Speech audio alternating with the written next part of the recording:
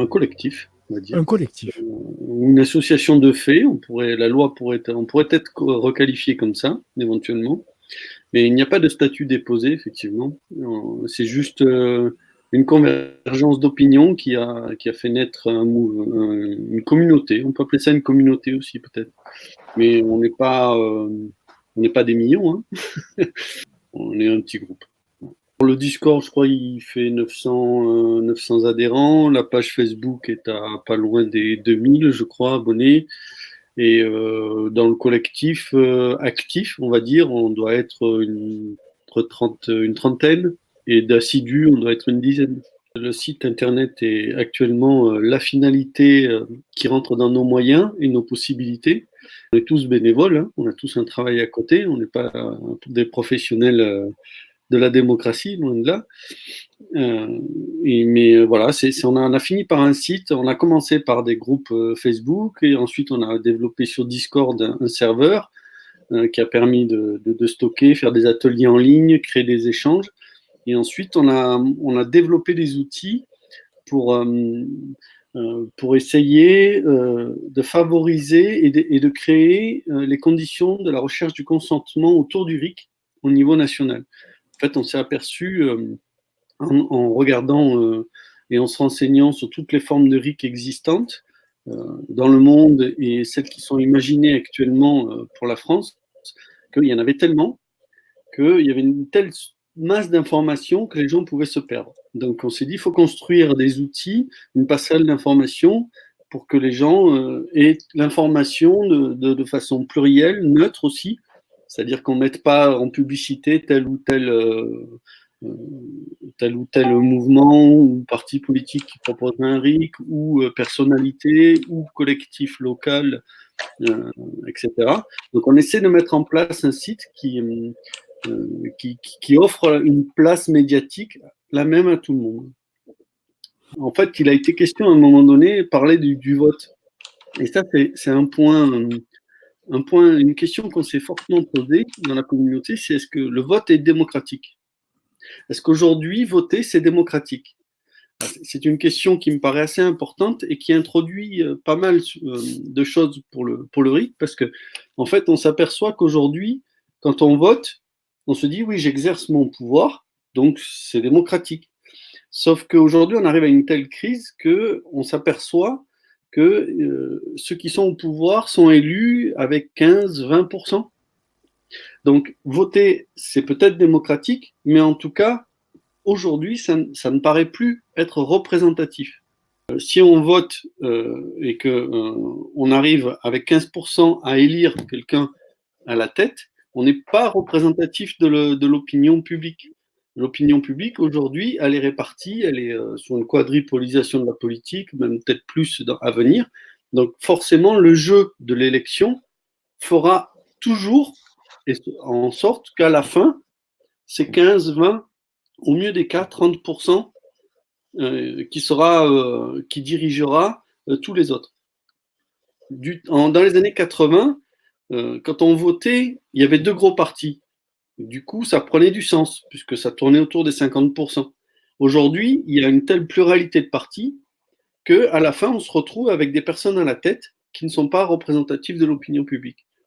C'est un petit peu un constat qu'on a fait, et c'est là-dessus qu'on s'est dit, si on ne peut plus voter pour décider des choses, parce que ça risque de ne pas être représentatif à cause de ce système-là, on a fait des réflexions pour rechercher le consentement qui est un changement de paradigme.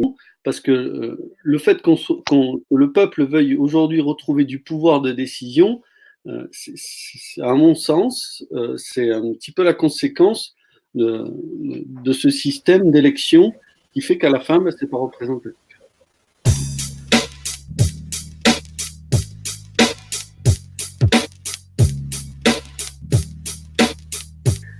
Le mouvement des Gilets jaunes a permis une médiatisation de cet outil qui se veut démocratique, donc le RIC, mais ça fait plusieurs dizaines, quinzaines d'années que certains sont dessus assidément, mais ça remonte encore plus loin, mais essentiellement, on va dire qu'il y a beaucoup de... Article 3, ça fait plus de 10 ans qu'ils sont dessus. Étienne Chouard encore plus. Donc on a vraiment une réflexion et des gens qui ont pensé le RIC bien avant que les Gilets jaunes mettent en exergue cet outil. D'ailleurs, il a même fait plus que ça, le mouvement des Gilets jaunes. Il a permis une accélération des réflexions sur cet outil et il a même, je pense, déjà fait un peu évoluer dans l'imaginaire des gens. Parce que le RIC, si on regarde à l'étranger, il y a, je crois, 35 pays qui ont des formes de RIC, qui appliquent ça dans leur pays. Il est toujours organisé de la même façon. C'est-à-dire il faut atteindre un seuil. Il faut atteindre un seuil via un système de pétition pour pouvoir enclencher un référendum et donc une consultation au niveau national. En Suisse, c'est comme ça que ça se passe, avec tout un process beaucoup plus détaillé, beaucoup plus compliqué, mais je ne vais pas rentrer dans les détails. Ce qui fait qu'en fait, on a tendance à se dire bon, ben, le RIC, c'est forcément organisé comme ça. Sauf qu'on a bien conscience que, et ça serait bête de ne pas tenir compte de l'expérience des pays étrangers, qu'il y a des limites. Des limites dans cet emploi, c'est-à-dire qu'en fait, le RIC peut être influencé par ceux qui ont des groupes de communication, des politiques, etc. Donc, en fait, pour retracer le RIC, on s'est dit, ben, nous, en France, il faudrait qu'on trouve une solution qui soit adaptée à ce qu'en attendent les Français. Donc aujourd'hui, il y a à peu près 10 grosses actions qui sont d'envergure nationale, mais il y en a à peu près 30-40, plus ou moins abouties, et certainement beaucoup plus, et d'autres qui sont encore en train d'y réfléchir. Et tout ça, notamment à cause d'Étienne Chouard, qui dit allez-y, faites vos ateliers, réfléchissez, écrivez vous-même l'outil que vous souhaitez. Bon, mais tout ça, en fait, il y en a qui sont vachement en avance et qui ont réfléchi depuis 15-20 ans et 10 ans. Et il y en a d'autres qui ont réfléchi depuis 4-5 ans. Et puis, il y en a d'autres qui ont réfléchi depuis le mouvement des Gilets jaunes. Tout ça fait qu'en fait, on a vraiment un florilège d'actions autour du RIC. Les dernières, les plus récentes et les plus notables sont les RIC locaux. Il y en a qui organisent des RIC locaux pour que localement, on puisse tester l'outil et essayer de faire prendre des décisions localement. Donc le RIC local, le RIC national, il peut y avoir aussi des différences, donc des solutions différentes imaginées, chacun à sa sauce, chacun localement, parce qu'il y a des différences culturelles aussi, il y a des différences économiques, il y a des différences sociales qui font que les RIC locaux peuvent s'exprimer de différentes façons. Mais de toute façon, ils sont quand même sous une trame générale qui est on doit atteindre un seuil de signature et ensuite on déclenche un référendum au niveau national. Mais de cette trame-là, aujourd'hui, elle a éclaté. Pourquoi ? Parce qu'au début des mouvements des Gilets jaunes, on parlait de RIC. Après, on a parlé de RIC Carl, constituant, abrogatoire, révocatoire et législatif. Et après, on a parlé de RIC en toute matière. Donc, si on regarde bien, en 6 mois, on n'appelait plus RIC. Le RIC s'appelait plus RIC, il s'appelait RIC Carl, puis RIC en toute matière. Et aujourd'hui, j'ai envie de dire, je ne sais même pas si ça sera vraiment un RIC, parce que ça, c'est nos travaux qui le disent à Culturic. On pense que ça sera un RIC adapté à la France, à ce qu'en attendent les Français, et pour répondre surtout à cette crise démocratique qui est que les Français ne sont plus écoutés. Et ce qui semble se dégager d'une certaine masse ne semble pas s'appliquer sur le plan politique. Donc on a vraiment un hiatus, un delta énorme, et c'est pour ça que le RIC est tant attendu par les Gilets jaunes, parce que il revendique et permettrait de faire valoir les revendications, de les tester au niveau national pour savoir si elles ont un écho et si elles ont un intérêt à être traitées. S'il y avait tout un système, tout un processus qui permettrait de faire valoir ces revendications, eh ben, on aurait un processus démocratique qui permettrait de prendre des décisions démocratiques, sauf qu'on ne l'a pas. Et on l'a bien vu, C'est impossible de l'avoir si les politiques ne le décident pas eux-mêmes, parce que le système est fait comme ça, c'est eux qui décident, et nous, on a qu'un seul pouvoir, c'est celui tous les 5 ans, le pouvoir d'élire quelqu'un à notre place, et qui décide à notre place pendant 5 ans. On n'a aucun moyen d'intervenir, sauf la rue, et on voit bien qu'aujourd'hui, même dans la rue, on n'y arrive plus.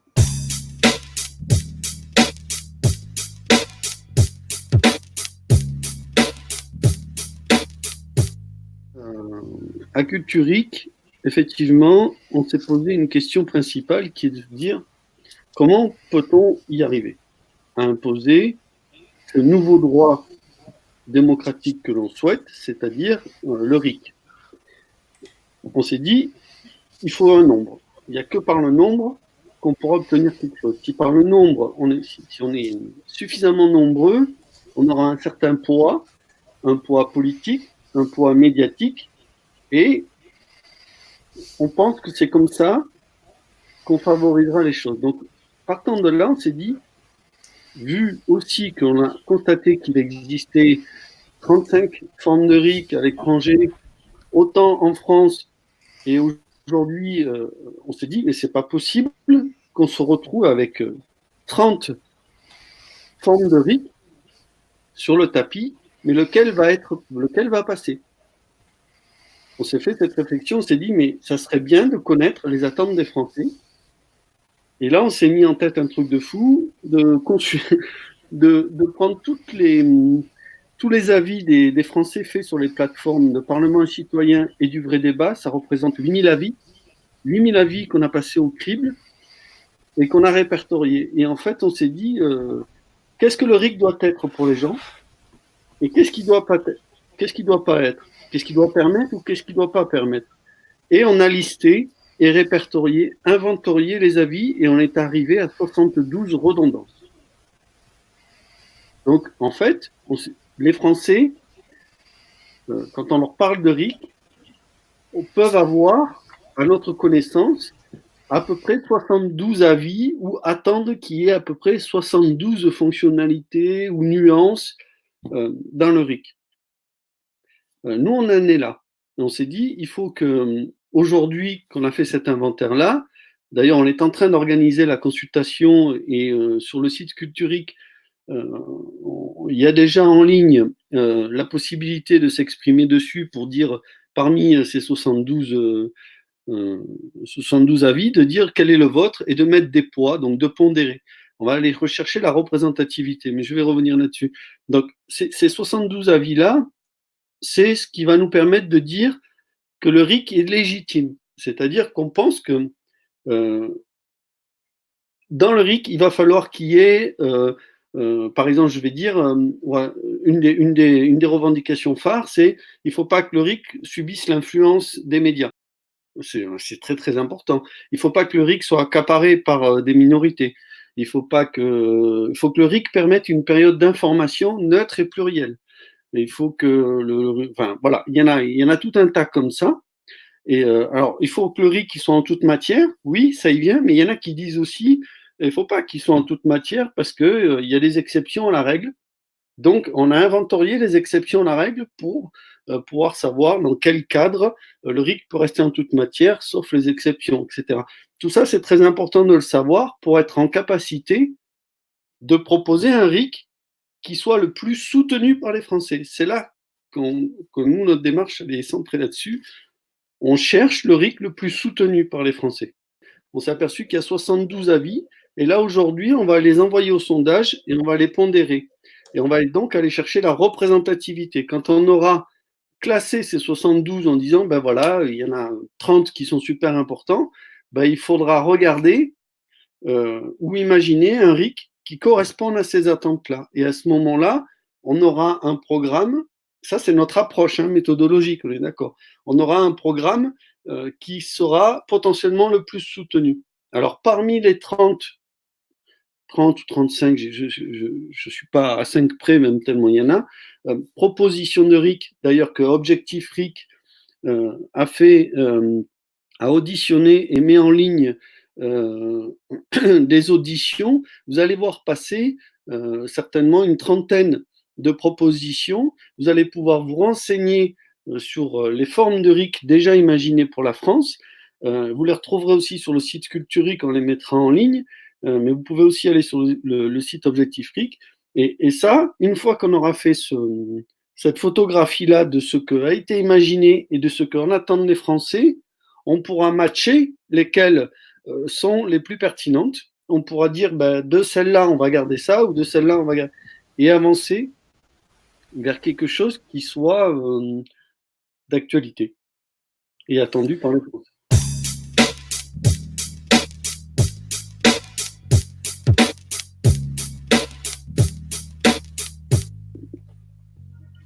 Si le peuple est souverain, c'est un faux débat de dire que le RIC n'est pas possible sans le Frexit.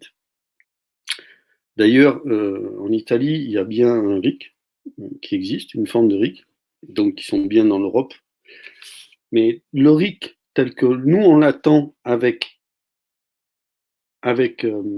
s'il est en toute matière, entre guillemets, même s'il est RICAL, ou s'il doit pouvoir remettre en question les traités, effectivement, il va y avoir au bout d'un moment une confrontation. Mais c'est d'ailleurs pour ça que ça passe pas au niveau des élus en place, mais c'est pas incompatible. C'est pas incompatible d'en avoir un. Maintenant, de l'avoir qui puisse remettre en cause les traités, effectivement, ça va poser des problèmes. Mais si on est souverain, savoir si on est souverain ou si on n'est pas souverain. Voilà. C'est à un moment donné, il y a un hiatus là-dessus, et c'est vrai qu'on doit être en capacité, nous, le peuple, de pouvoir décider si on est bien informé. Et ça, c'est quelque chose de très très important, parce que c'est souvent reproché dans le RIC, ouais, mais c'est facile de manipuler. Et c'est une des revendications que l'on a inventoriées, c'est que si médiatiquement vous faites passer une idée, c'est d'ailleurs souvent comme ça que ça se passe, les problèmes qu'il y a en Suisse, c'est-à-dire que les groupes politiques peuvent faire passer plus facilement leurs idées parce que médiatiquement, ils arrivent plus à se faire entendre que n'importe quel citoyen. Ben, à la fin, on fait passer des lois qui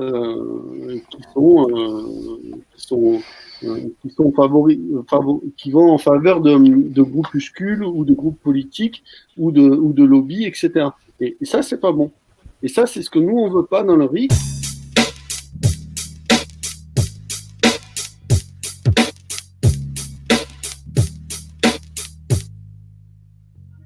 Chaque revendication que l'on va trouver dans le RIC doit pouvoir s'intégrer dans la forme de RIC pour pouvoir essayer de trouver le RIC voulu par les Français. Alors, on est conscient hein, que c'est beaucoup de boulot, mais en fait, on a une vision où on ne souhaite pas lâcher et on ne souhaite pas perdre en légitimité et en représentativité. Et je m'explique. La légitimité, on essaie de l'obtenir en faisant l'inventaire de maximum d'avis différents sur le RIC. On en a 62. Ensuite, la représentativité, c'est ce qu'on va aller chercher, c'est-à-dire savoir quel est le poids que vont donner les Français à chacune des revendications. Aujourd'hui, si on arrive avec une proposition de RIC toute faite, il y en a 30 sur le tapis. Je vais vous faire un dessin. Imaginez un dessin. Vous avez 30 propositions, vous allez choisir laquelle. Et comment on va les choisir? Par le vote? Alors, on revient en arrière, vous avez compris ce que je veux dire, c'est que si déjà avec 5 ou 6 candidats, on arrive à élire quelqu'un avec simplement 10-15% et le mettre à la tête, est-ce que vous pensez qu'entre 30 propositions de RIC, si on doit voter entre 30 propositions de RIC, celle qui va en sortir sera représentative de ce qu'attendent les Français? Donc l'idée, c'est d'arriver à convenir d'un RIC attendu par les Français. Et parmi les 30 ou 35 déjà imaginés ou en cours, ou il y en a d'autres qui vont encore arriver, on s'est dit, on fait quoi? On va faire comment? On va devoir voter entre tout ça? On s'est dit non, ça ne va pas être possible. Il faudrait qu'on organise une recherche du consentement au niveau national. On n'est pas les seuls à le dire, on n'est pas les seuls à vouloir converger, mais en tout cas, on développe de notre côté des outils pour ce faire. On a développé un réseau, une carte réseau sur laquelle vous pouvez vous identifier si vous avez envie d'échanger sur le RIC pour permettre à vos voisins de vous retrouver et pouvoir échanger. Tout ça en vue de rechercher le consentement au niveau national et avec le Discord ou les outils que l'on a en ligne, faire des ateliers en ligne à travers toute la France métropolitaine et dom-tom pour pouvoir échanger sur toutes ces idées. Aujourd'hui, on a, je crois, 80 points inventoriés partout en France et dom-tom, à La Réunion, en Martinique, voilà. Et on échange très régulièrement là-dessus. Et donc, nous, ce qui nous importe, c'est de développer les conditions pour permettre la recherche du consentement. Parce que, en tout cas, là, je vais parler en mon nom, pour moi, il est hors de question de devoir voter entre 30 propositions pour élire un RIC. Parce que pour moi, ça serait faire un retour en arrière et on ne changerait pas de paradigme, on continuerait la même connerie. On devrait élire un RIC qui va satisfaire 5 ou 10 ou 15% de la population. Ça ne sera pas un outil stable. Il vaut mieux prendre le temps de créer un outil stable qui permette de prendre des décisions avec un maximum de personnes. D'où la recherche du RIC voulu par les Français, d'où les 72 avis inventoriés, d'où la recherche de représentativité derrière, pour voir qu'est-ce qui va matcher avec les RIC qui sont déjà imaginés, qu'Objectif RIC est en train de mettre en ligne, puisque je vous répète, il a fait des auditions vidéo qui sont très bien faites, que je vous conseille d'aller voir. Une fois qu'on aura mis en ça, on va converger. Voilà où on en est. Aujourd'hui, si on doit me dire, est-ce qu'il existe un seul RIC? Je vais dire non. C'est pas possible. Il existe un principe. Aujourd'hui, je vais finir là-dessus et après on passera aux questions. Je vais employer une métaphore. Le RIC, c'est comme le frigo. C'est un nom générique. Derrière, il y a plein de marques. Quand on parle de frigo, tout le monde sait ce que c'est. Pourtant, il existe plusieurs marques. Là, c'est à peu près pareil. Et pour aller un peu plus loin, si vous ouvrez le frigo, il faut savoir ce qu'on va y mettre dedans. Et c'est ça qui va nous permettre de pouvoir manger, si je puis faire la métaphore et la pousser. Voilà. Qu'est-ce qu'on va mettre dans le frigo pour que ce frigo nous permette de manger demain? Voilà.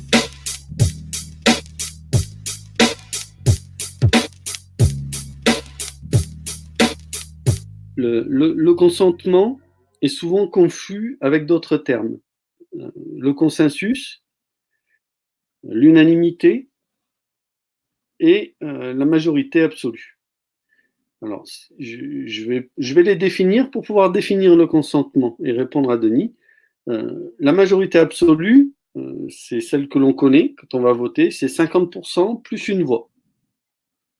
Ça, c'est la majorité absolue. Ensuite, il y a l'unanimité. L'unanimité, c'est théoriquement 100%. C'est pas 98, c'est 100%. Là, c'est l'unanimité. Et ensuite, il y a le consensus et le consentement. Alors, je sais bien qu'il y en a qui inversent les sens entre ces deux mots-là, mais l'important, c'est qu'on porte les mêmes lunettes pour s'entendre. Et nous, quand on parle de consentement, et d'ailleurs, les définitions juridiques sur le consentement, sur les contrats pro, vont dans notre sens. Le consentement, c'est quand on recherche l'accord du plus grand nombre sans qu'il y ait d'opposition nette à une décision. Autrement dit, quand on va rechercher le consentement, on va dire, on va plus dire je ne suis pas d'accord.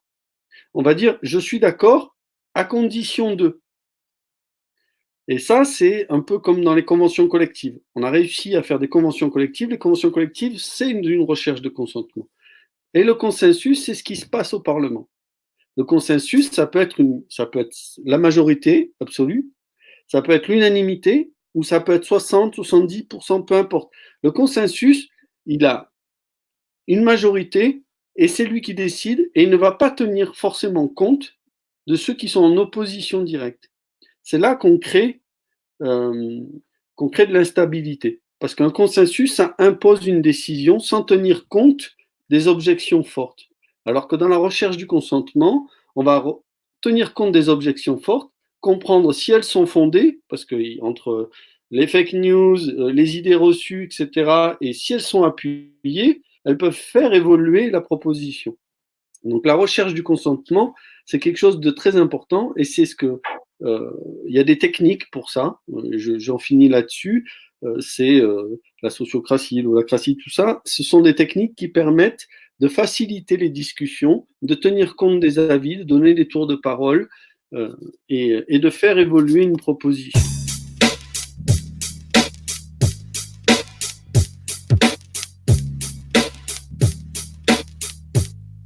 Sur un plan utopique, je parle sur un plan utopique, théorique, tout ce qu'on veut. Effectivement, si on arrivait à prendre toutes les décisions par consentement, il n'y a plus besoin de vote. Mais est-ce possible? Est-ce envisageable, là, tout de suite, plus ou moins rapidement, même à une échelle de 5-10 ans, dans l'état d'esprit de la conscience collective? Je ne suis pas sûr. Donc je pense que effectivement, c'est pour ça qu'on parle de RIC adapté, parce qu'on est en train de changer de paradigme, on est en train de prendre conscience que voter pose des problèmes, parce que c'est pas représentatif à cause, plus on a de propositions, plus ça scinde l'opinion, moins c'est représentatif à la fin. Et si on doit rechercher le consentement, on va mettre 10 ans à obtenir une décision au niveau national, ce qui est non plus pas envisageable. Donc, entre les deux, eh bien, tout est à construire. C'est pour ça qu'on s'emploie à essayer de développer les outils pour rechercher le consentement. On en est là. On en est là. Si on ne développe pas les outils pour permettre un consentement plus ou moins rapidement, on en sera toujours à la même réflexion. Et on s'en remettra toujours au système de la votation pour pouvoir avancer, parce qu'il faut avancer. Alors, est-ce qu'il y a, et c'est là que nous, dans notre approche méthodologique, on a 3 grandes étapes. Il y a les grands principes identifiés, c'est ce qu'on a fait. Là, il nous reste à obtenir la représentativité pour valider la première étape. Ensuite, dans la deuxième étape, il y a le processus. Le processus, c'est toutes les étapes et sous-étapes qui nous paraissent cohérentes et naturelles et successivement obligatoires pour arriver à passer d'une idée à convenir de sa formulation. Je vous en donne des grandes étapes, de convenir de la loi qui va aller avec, parce que comment on fait pour mettre en place la loi qui va avec? Il faut aussi un certain temps, il faut aussi des aides spécialistes, etc. Donc il y a ce processus-là, et si toujours dans chaque étape c'est soutenu et que ça permet de valoir le coup d'être décidé au niveau national, à ce moment-là on envoie au référendum pour valider le truc. Et aujourd'hui, si on fonctionne qu'avec des seuils, on peut être manipulable. Si on fonctionne avec une partie de recherche de consentement, on sonde forcément l'opinion. Donc là, on colle plus à ce qu'on attend des Français. Mais toujours est-il qu'aujourd'hui, on n'est pas outillé. On n'est pas outillé pour pouvoir rechercher le consentement au niveau national et l'État ne nous aidera pas. Il y a une multitude de personnes qui créent des réseaux, comme le réseau CID qui est en train de se créer. Multitude. J'ai assisté, je me suis déplacé à Bourges, je me suis déplacé dans des gens qui créent des réseaux pour essayer de communiquer entre nous, pour pouvoir échanger et co-construire. Et on est là. Aujourd'hui, tout le monde cherche la convergence. Mais pour pouvoir converger, il faut les outils. Et qu'est-ce qu'on a identifié comme outil, nous, en tout cas autour du RIC, c'est un site d'information, un réseau capable de communiquer, donc de se connaître, c'est la carte répertoire que l'on a mis en ligne, voilà. Et ensuite, les moyens de pouvoir communiquer et d'identifier les acteurs RIC, c'est-à-dire la capacité de communiquer en ligne, parce qu'on ne va pas se déplacer à l'autre bout du monde pour converger au niveau national. On a des moyens informatiques, on va les utiliser. Donc, il faut pouvoir identifier les personnes qui sont en capacité, et ce sont ceux-là les plus importants, et je voudrais s'ils nous écoutent, je voudrais qu'ils se signalent aujourd'hui sur le réseau de la carte en répertoire que l'on a sur Culturic, parce que ces personnes-là qui font le lien entre les locaux, c'est-à-dire ils sont capables de prendre les informations locales et de les faire remonter en ligne pour les mettre en commun, et ils sont aussi capables de prendre les informations des autres pour les transmettre localement. Alors, c'est pour moi des personnes super importantes parce qu'elles permettent aux personnes qui n'ont pas accès à Internet, aux personnes qui n'ont pas envie d'aller sur Internet ou qui ne peuvent pas ou ne savent pas ou trouvent ça trop compliqué ou n'ont pas le temps ni les moyens, ben ces personnes-là font le lien. Donc, quand on a mis en place ce puzzle-là et qu'on a l'information des autres, on peut discuter, échanger et là, on peut commencer à co-construire. C'est ce que fait aussi Objectif RIC en ayant fait les auditions. Je le répète encore une fois, ils font un excellent travail. Daniel Vn avec les RIC locaux, je vais les citer quelques-unes qui me viennent. Article 3, qui a déjà œuvré, qui a déjà fait des propositions qui ont déjà été retoquées. Voilà. Il y a l'opération Article 3, qui prépare une intervention au niveau national un jour J devant les députés. On a le MIC, on a je vais en oublier, puis je vais me faire taper sur les doigts. Il y en a plein. Voilà. Et vous les retrouvez sur le site Culturic, dans Action RIC.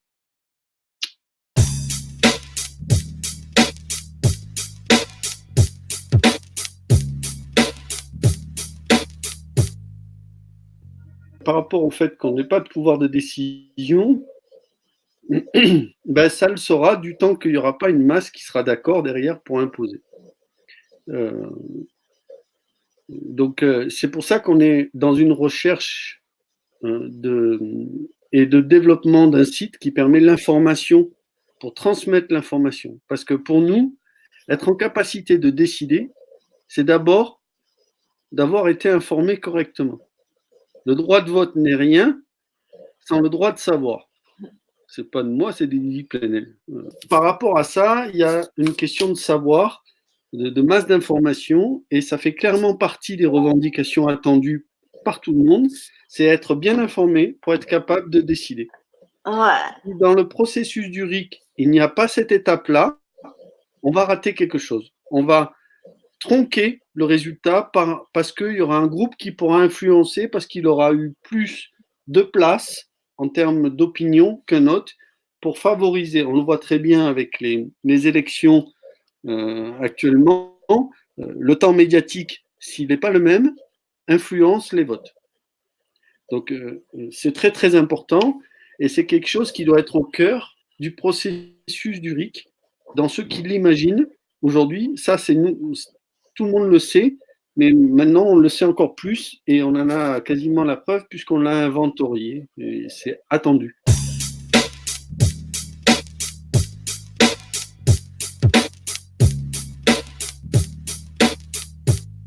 C'est un constat que l'on fait tous et il y a une chose qui est certaine, c'est qu'on n'a pas les moyens, on n'a pas gagné au loto, on est tous avec des petits moyens et on s'est posé la question, quel est le moyen médiatique que l'on a, nous, qui puisse toucher le maximum de monde? Et bien, ça passe par Internet, même si tout le monde n'a pas Internet. Il se trouve que taper une adresse d'un site, tout le monde est en capacité ou en possibilité à un moment donné dans sa vie de pouvoir le faire, ou par une opportunité d'amis, ou par une opportunité d'être dans un lieu où on a du réseau, etc. Donc, pour nous, ça nous paraît être le bon compromis entre ce qu'on peut faire, ce que nous, avec nos moyens, on peut faire, on peut mettre à disposition, c'est un site internet. Donc, c'est pour ça qu'on a créé Culturic en ligne, pour mettre les informations autour du RIC. Alors attention, c'est valable pour toutes les informations, mais nous, on est incapable de toutes les traiter. On se concentre sur le RIC et voilà, on essaye d'apporter un maximum d'informations sur le RIC pour que chacun puisse prendre les infos et dire « Ah oui, mais cette proposition-là, elle est pas mal, celle-là aussi. » Et avec les informations qu'on va leur porter, les Français en attendent ça comme fonctionnalité, ça comme fonctionnalité.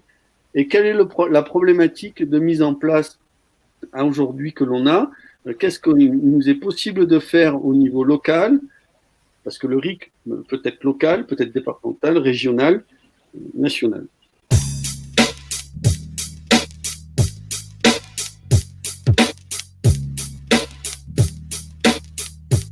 Aujourd'hui, le travail qu'on fait, c'est un instant T. C'est-à-dire qu'avant les Gilets jaunes, c'est-à-dire il y a moins d'1 an, et aujourd'hui, il n'y a pas la même conscience collective. Et ça, si on fournit de l'information à une pluralité, à une certaine masse, la Mhm. conscience collective va évoluer et n'aura pas la même approche et donc n'aura pas les mêmes attentes. Donc c'est pour ça que c'est important d'avoir aujourd'hui une image à un instant T, mais de ne pas la figer, de lui laisser la possibilité d'évoluer. Mais ça, le RIC lui-même est l'outil qui permet de. Parce que si tu mets en place cet outil, il permet de faire évoluer. Ouais, D'ailleurs, ça. c'est une des fortes Mhm. attentes. Le RIC doit permettre de faire évoluer la société, c'est clairement une forte attente.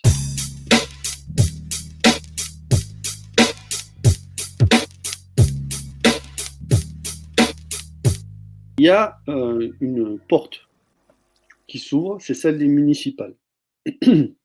Aujourd'hui, les municipales, c'est l'occasion de faire passer des listes participatives de citoyens. L'exemple de Saillant est souvent cité, il revient. C'est les citoyens qui ont fait une liste et qui se sont portés candidats et sont passés, c'est soutenir en proposant des idées. Ça, c'est l'idée de Daniel Vienne avec les RIC locaux. C'est-à-dire qu'en fait, si vous trouvez le moteur, si vous trouvez le moteur local chez vous, je vais prendre un exemple de le problème du traitement des poubelles. Voilà, c'est un très gros problème dans une commune. Si vous le prenez et que vous le mettez en tant que moteur, vous allez déclencher un RIC local là-dessus, vous allez obtenir des réponses, et ces réponses-là vous permettent de dire, ben voilà, on va proposer ça dans le programme. Et Mhm. si vous proposez ce qui est attendu, il y a plus de chances que vous soyez élu et que la liste participative passe. Ça, c'est une stratégie claire qui marche, qui a marché, mais qui est très coûteuse en investissement pour chacun. Et c'est bien le problème, c'est que les gens parlent beaucoup, mais agissent un peu moins, ce qui est normal parce qu'on a tous une vie. Mais à un moment donné, il faut savoir ce qu'on veut.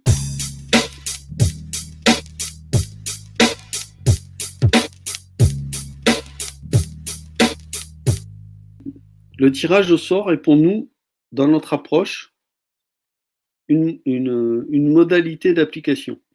Donc, tout à l'heure, je disais, dans notre approche méthodologique, on a la phase 1 qui est connaître les grands principes, la phase 2 qui est connaître le processus du RIC, les étapes et sous-étapes, et la phase 3 de trouver les modalités qui vont permettre de faire respecter le processus naturel, normal, logique, et les avis des Français, les fameux 72 grands principes.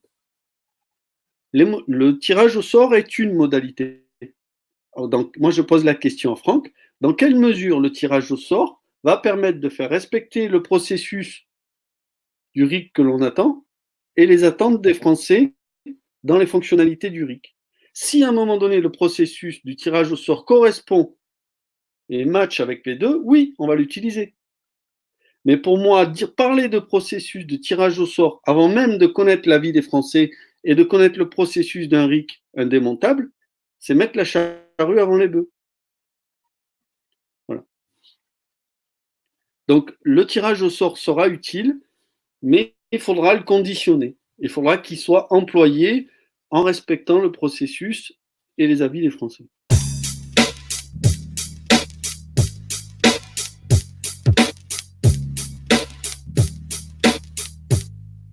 Je vous ai dit, on a 3 grandes étapes. On n'a pas encore fini de valider la première étape. Donc, savoir ce que veulent les Français et savoir quel est le poids qu'ils donnent à tout leur avis. Donc ça, c'est la première étape. La deuxième étape, va falloir, c'est le processus. Et la troisième étape, c'est les modalités. Donc c'est pour ça que nous, comme on est dans une recherche où on souhaite quitter le moins possible la légitimité et la représentativité, on met du temps. On met beaucoup de temps. Donc on n'est pas à dire et aller voir les politiciens comme on est un partisan, on n'a pas tendance à aller les voir, on est plutôt à tendance à essayer de connaître l'avis du peuple et de fonctionner avec ce que le peuple en attend plutôt que de ce que les politiciens ont déjà imaginé. Pour l'instant, on n'en est pas là. Objectif RIC fait cette démarche. Objectif RIC a fait l'inventaire. Ils sont allés voir les politiciens, ils leur ont demandé de faire une audition, et vous allez voir aussi, ils auront leur temps d'antenne comme tout le monde, comme n'importe quel groupe local qui aura imaginé son RIC. Donc, allez les voir pour nous, maintenant, c'est trop tôt dans notre démarche. Il y a plein de partis politiques qui disent qu'ils ont un RIC. et dont on ne trouve aucune trace écrite. On ne connaît pas les détails. Voilà. C'est le fameux frigo que je disais. C'est le RIC, c'est comme un frigo. Tout le monde sait ce que c'est, mais on ne sait pas ce qu'il y a dedans, quoi, dans le frigo, quoi. On ne sait pas quelle marque de frigo c'est non plus, quoi. Donc, c'est facile de dire j'ai un frigo chez moi. Oui, mais bon, voilà. Donc, vous avez compris la comparaison. Chez les politiciens, quand un politicien vous dit voilà, nous on a un RIC, ok, montre-moi ce que tu as écrit. Alors, il y a souvent, ils en parlent 3 mots dans une vidéo. Voilà. Après, il y en a qui ont développé, qui ont fait des propositions, qui ont été plus sérieux. Quand je dis plus sérieux, ça ne veut pas dire que c'est le RIC attendu par les Français. Ça veut dire que c'est une proposition politicienne. À prendre avec des pincettes. Ouais.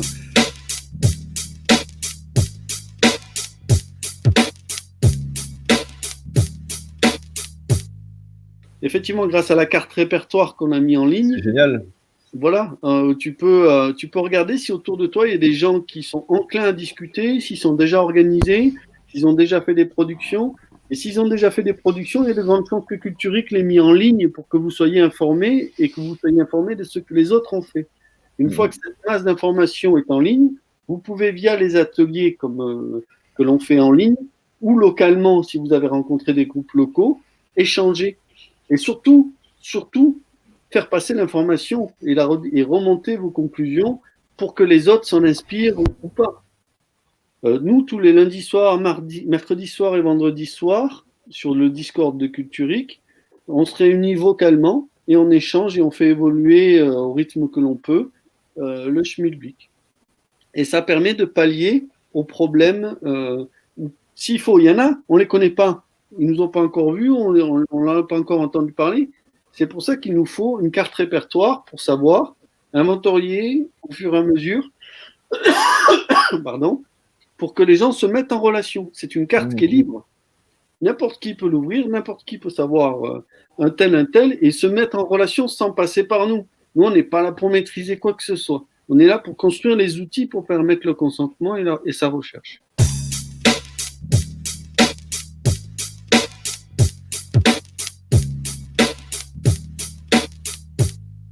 culture-ric.fr. Ouais.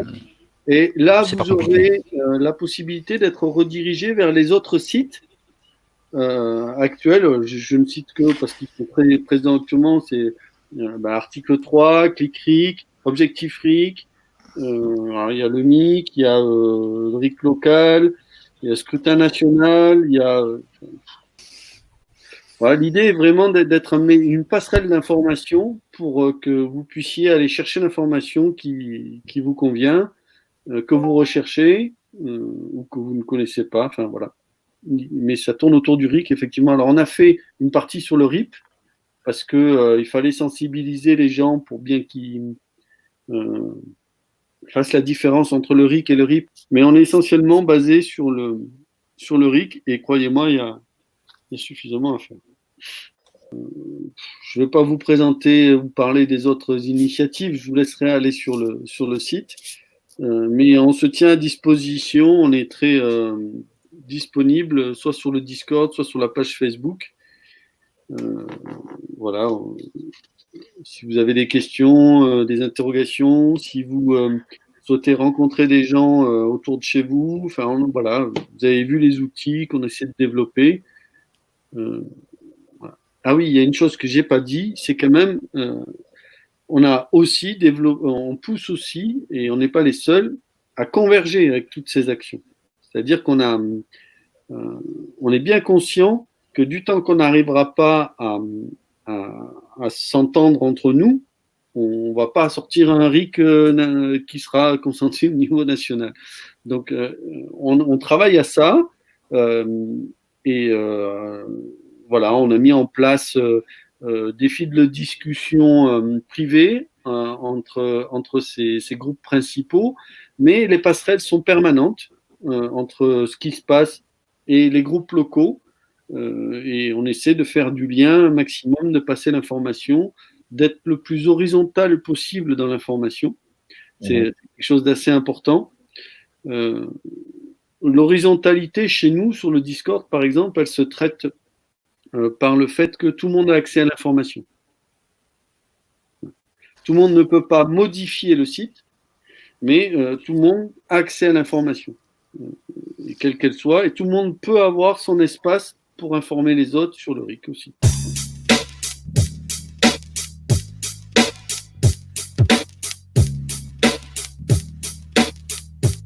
Quelque chose de très important, c'est le changement de paradigme que l'on est en train de vivre. C'est-à-dire que tout le monde sait qu'il va falloir qu'on converge, mais personne ne sait comment. Et c'est humain. Et c'est humain, et j'ai envie de dire, aujourd'hui, il y a des outils pour ça. Ça s'appelle la sociocratie, l'holocratie,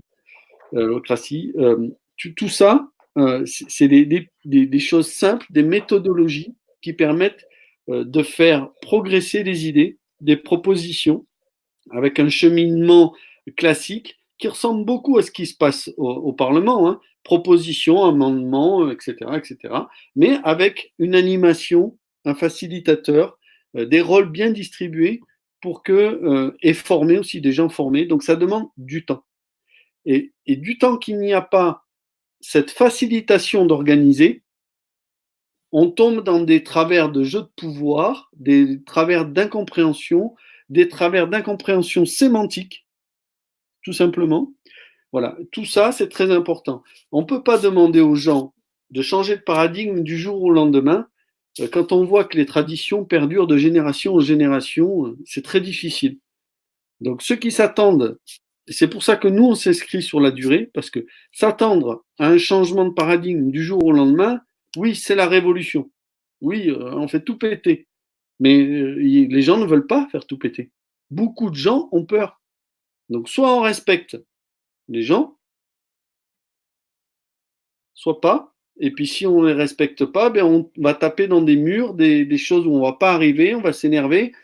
Bon, il faut faire les choses dans l'ordre, tranquillement, et ne pas quitter la légitimité et la représentativité. Ces deux mots, il y a une émission qui avait été faite, à laquelle j'ai participé, à laquelle beaucoup d'acteurs sur le RIC ont participé, sur Sud Radio, vous l'avez en ligne sur Culturic, dans Action Culturique, vous verrez, il y a le lien où on parle de légitimité. Et c'est très, très important. La légitimité et la représentativité. Tout ce que vous faites aujourd'hui, quelle que soit la proposition qui va être mise en avant, si elle ne représente pas un soutien de la vie du peuple, elle va perdre en légitimité parce qu'elle ne sera pas représentative de la vie du peuple. Et à ce moment-là, on commence à diviser. Si on commence à diviser, on perd encore en représentativité. Le vote risque de diviser. Donc, pour nous, c'est tellement clair qu'on sait qu'il faut absolument avoir un préalable. Il ne faut pas être utopique et dire on va tout prendre en décision par consentement, mais il faut au moins un socle sur lequel on aura les grands principes et après, on pourra peut-être, pour aller plus vite, envisager des votes tout en respectant les grands principes. Voilà. J'en termine avec ça, mais c'est l'idée principale, en tout cas, de la communauté culturique et de la convergence, puisque toutes les personnes avec qui on est en contact ont toutes les mêmes envies. Après, on a tous des problèmes de communication, d'entente. Paris, c'est pas fait en un jour, mais en tout cas, on a tous la même volonté, et là, c'est pour ça. Et il y a aussi, je voudrais terminer là-dessus, c'est que depuis le début du mouvement des Gilets jaunes, et souvent sur les réseaux sociaux, on le voit, une multitude de groupes se créent sur les mêmes thèmes parce qu'il y a les mêmes besoins au même moment. Parce que le mouvement va tellement vite qu'à un moment donné, tout le monde s'aperçoit qu'il faut faire ça. Et chacun fait ça dans son coin et se dit, ouais, mais pourquoi on fait ça dans le coin? Il en existe déjà. Ouais, mais qui nous informe qu'il existe ça? Personne. On est toujours dans la même problématique. Du temps qu'il n'y a pas un média qui permet d'informer le monde sur une situation, eh bien, on ne peut pas s'entendre. Parce que chacun fait un truc dans son coin, de bonne foi, qui plus est. Donc ça fait partie d'un des choses, comment dire, un des constats faits au cours de nos réflexions dans nos ateliers, de se dire, ben voilà, si on ne fait pas ça, on tournera toujours en rond sur les mêmes problématiques. Et pour sortir des problématiques avec les moyens que l'on a, on a trouvé un site internet, c'est petit, c'est tout petit, on ne fait pas 100 000 vues au mois, hein, On fait même, je ne sais même pas si on en fait 10 000, mais on a commencé. Et si on ne commence pas, ben, on connaît la réponse. Bonsoir à tous et merci. Ciao, bye bye. Et merci. Bonne soirée Merci, tout le Mike. monde. Bonne soirée. Merci, Mike. Merci d'être passé, Mike. Au plaisir. À très ciao. bientôt. Culture-ric.fr. C'est ça. Ok. Ouais. C'est la page Facebook du même nom. Allez, ciao, ciao. Merci beaucoup.